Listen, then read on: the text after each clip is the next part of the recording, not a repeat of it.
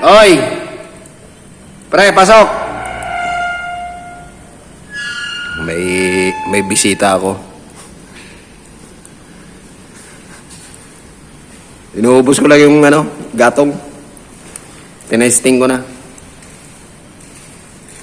Okay naman. Oo. Lakas nga ng birig. Kunti nga lang yung gatong. Tinan mo, wala na nga. Baga na nga lang yung nandun sa loob. Tinan mo, wala nang solid na kuan. Wala nang solid na kahoy. Pero mataas pa rin yung apoy.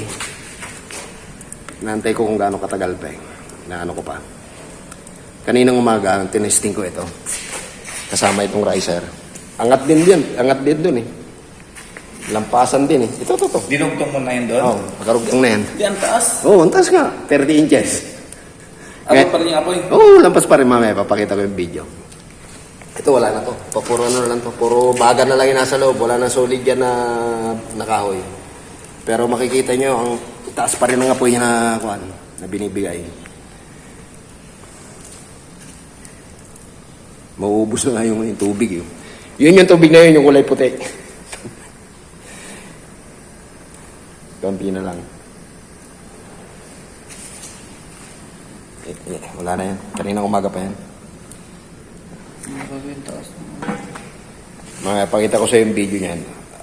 Lampasan pa rin dito. Parang ganun din. Pero mas makas pa nga eh. Nilalamon nga yan eh. Nawawala nga yung kawali eh. Pagka nakapula blast talaga. Ito, yung ganyang apoy, abot pa, lampasan pa rin kahit na baga na lang yung nasa loob. Wala na solid yan ha. Baga na lang yung nasa loob niyan. Solid na kahoy. Wala na solid na kahoy. Baga na lang siya. Pero maganda pa rin yung berada ng apoy niya. Dapat na lang yun hindi na ganyan kataas eh. Kaunting gatong lang ginamit yan. Palo China nga ginamit ko eh. Pa, malumigmig. Basa nga yan. Hawakan mo masama-masa yung gatong. Yung isa, yung mga yung panula ko yan eh. Basa.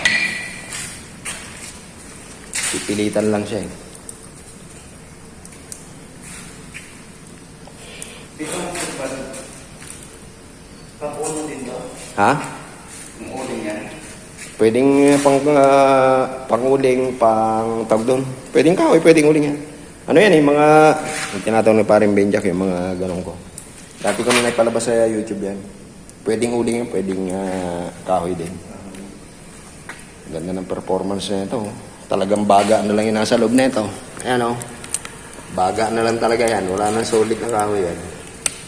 Pero mataas pa rin yung apoy na binibigay.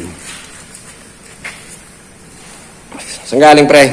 Bisita ko sa paring benjak.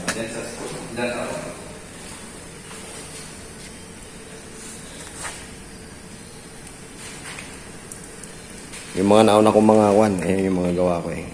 Nasa ko na yan. Naipalabas ko natin yung mga performance na ito sa YouTube. Yung mga to. Ito yung aking latest model ngayon. Ganda pa rin ang binibigay na niya. Pero baga na lang yung nasa loob. Baga na lang talaga. Ayan. Pero may lumalabas pa rin na solid na apoy sa awan.